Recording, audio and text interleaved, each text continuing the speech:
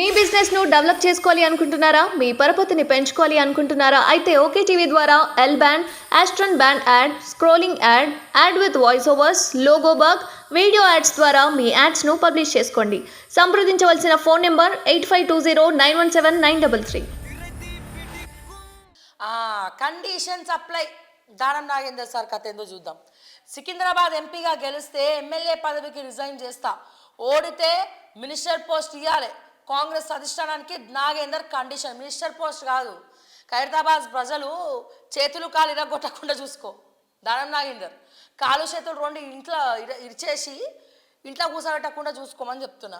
BRS నుంచి ఇటీవల కాంగ్రెస్లో చేరిన ఎమ్మెల్యే దానం నాగేందర్ మంత్రి పదవిని ఆశిస్తున్నట్టు అధికార పార్టీ వర్గాల్లో చర్చ జరుగుతుంది. లోక్సభ ఎన్నికల్లో కాంగ్రెస్ తరఫున సికింద్రాబాద్ ఎంపీ అభ్యర్థిగా బరిలో నిలిచేందుకు చేరిక సమయంలో ఆయన సిద్ధమైనట్టు పార్టీ పగ్గాలు. నిజంగా దమ్ముంటే ఇక ఎమ్మెల్యేగా మళ్ళా గెలువు చూద్దాం. ఎంపీగా గెలిచి చూపి. నిజంగా దానం నాగేంద్ర అంటే అంత క్రేజ్ ఉంది, నువ్వేమో పీజేఆర్ అనుకుంటున్నావేమో, పి జనార్దన్ రెడ్డి అని ఫీల్ అవుతున్నావు నువ్వు. పి జనార్దన్ రెడ్డి కాలి గోటికి కూడా మీరు పనికిరారు. దానం నాగేంద్ర అసలుకే పనికిరాడు.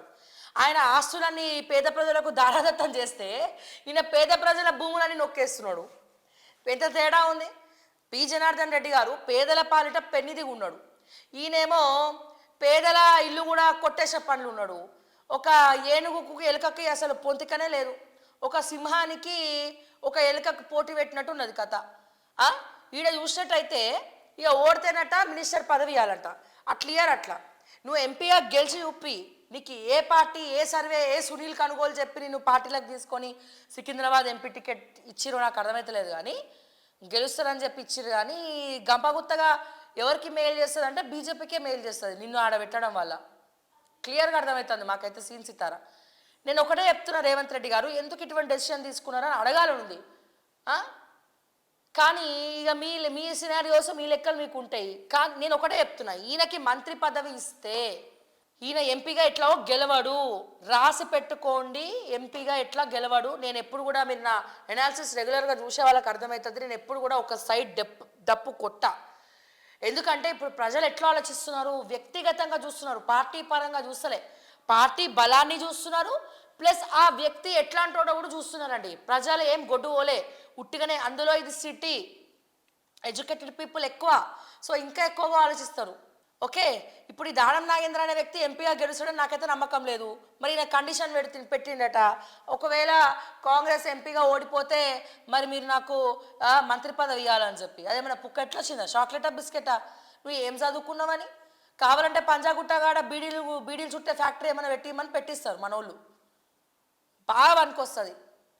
లేదా సెటిల్మెంట్కి కబ్జాలకి కేర్ ఆఫ్ అడ్రస్గా మార్చుకోమని చెప్పు, ఇంకా బాగా పనికొస్తుంది. సెటిల్మెంట్లకు కబ్జాలకు కేర్ ఆఫ్ అడ్రస్గా నిన్ను పెట్టుకోమని చెప్పు, ఇంకా బాగా అనుకొస్తావు. కానీ దానికి ఏమైనా పోర్ట్ఫోలియో ఉందేమో ఎత్తుకోమని చెప్పాలి కాంగ్రెస్ పార్టీని. దానం నాగేందర్ని మంత్రిగా చేస్తే నేనేం ముట్టిగా అంటలేనండి. ఈయన మీద కేసులు ఉన్నాయి. ఖైరతాబాద్ బంజారా హిల్స్ జోన్లా కాలనీలు కబ్జా పెట్టిండి. కాలనీలు కబ్జా పెట్టిండు. ఓకే, వాళ్ళందరూ ఫ్లకార్డులు పట్టుకొని తిరిగిండ్రు. ఇప్పుడు కాంగ్రెస్కి వాళ్ళందరూ ఓట్లేస్తారా దానం నాగేందర్ చేయబట్టి? ఎవడెవడు భూములు అయితే, ఇంకొకటి చెప్తున్నా, ఒకవేళ వాళ్ళ భూములు వాళ్ళని తిరిగి ఇచ్చేయమని చెప్పండి దానం నాగేందర్ని ఎవడెవడు ఎక్కడెక్కడ పేదల భూములు కబ్జాలు పెట్టిండో నడి రోడ్డు మీద, నడి బొడ్డు మీద, కాలనీస్లా, సో ఈ భూములన్నీ దానం నాగేందర్ ఎవరి భూములు, ఎవరి ఇల్లులు, ఎవరి ఆస్తులు వాళ్ళకి అప్పచెప్తాడా చెప్పండి. మేమే దానం నాగేందర్ని నెత్తిన పెట్టుకొని ఈయన మంత్రిగా అర్హుడు, ఎస్ దానం నాగేందర్లో మార్పు వచ్చింది, ఈయన బుద్ధిమంతం త్రిలోకేశం అయ్యిండు, ఎవడాస్తులు వాళ్ళకి ఇచ్చేసిండ్రు అని చెప్పి నేను ఖచ్చితంగా నమ్మి మేమే భుజాల మీద మోసుకొని మరి పోయి ప్రచారం చేస్తాం. సో రేవంత్ రెడ్డికి సూటి ప్రశ్న, ఈయన ఎన్ని డబ్బులు ఇచ్చిండో, పార్టీ ఫండ్ ఎంత ఇచ్చిండో. ఎందుకంటే పార్టీ ఫండ్ ఇవ్వండి ఎవరికి కూడా టికెట్ ఇయ్యరు. ఇది సత్యం. సో దీంట్లో ఈయన ఎంత ఇచ్చిండో, ఈ పేదల సొమ్ముని దోచుకొని బాగుపడినాడు చరిత్ర లేదు. ఏ లీడర్ అన్నా చూసుకోండి, వాడికి ఏదో ఒక రకమైన సమస్య ఉంటుంది. అయితే కుటుంబ సమస్య, ఆస్తి తగాదాలు, మనశ్శాంతి లేకపోవడము, లేదా కాలోశయో ఇరిగిపోవడము, పెరాలసిస్ రావడము, లేదా అన్ని ఆస్తులు ఉన్నా తినలేనటువంటి పరిస్థితి. సో ప్రతి ఏ లీడర్ చూసుకున్నా ప్రజలను ఇబ్బంది పెట్టినోడు, పేదోళ్ళని ఇబ్బంది పెట్టినోడు, ఆడపిల్లల్ని ఇబ్బంది పెట్టినోడు. మన చరిత్రను తిరిగేసుకోండి, ఒక్కసారి చరిత్రను చూడండి. సో ఖచ్చితంగా పీజేఆర్కు ఈ దానం నాగేందర్కు ఖాళీ గోటికి కూడా వనికిరాడు. అసలు ఎటువంటి పొంతన లేదు. ఆయన ఆస్తులు దారదత్తం చేస్తే ఈయన ఆస్తులు తిన్నాడు. నేను చెప్తున్నా, నిజంగానే పీజేఆర్ పేరు వాడుకుంటున్నావు కదా, అతని దగ్గర డ్రైవర్గా చేసినా, అట్లా చేసినా, ఇట్లా చేసినా, ఆయన అనుచరుణ్ణి గారి గుడ్డు బందర్ లడ్డాని. సో మరి ఆయనలో ఉన్నటువంటి ఒక్క బుద్ధి కూడా నీకు లేదు, ఆయనలో ఉన్నటువంటి ఒక్క మంచితనం కూడా మీకు లేకపాయే గిదా. సో ఆయన పేరు అడ్డు పెట్టుకున్నా, ఏం చేసినా మరి ఈ సికింద్రాబాద్ ఎంపీ గారు అయితే మీరు గెలవరు. ఒకవేళ ఎంపీగా గెలిచినా ఖైరతాబాద్ బజార్ ప్రజలు ఎవరెవరైతే నువ్వు అన్యాయం చేసినావో, ఎవరెవరికైతే నువ్వు ఇబ్బంది పెట్టినావో వాళ్ళందరూ కూడా దానం నాగేందర్ని కాంగ్రెస్ పార్టీలకు రానియద్దని చెప్పి నిరసన వ్యక్తం చేస్తూ ఉన్నారు. మా భూములు మాకు ఇచ్చేయాలని చెప్పి చెప్తా ఉన్నారు.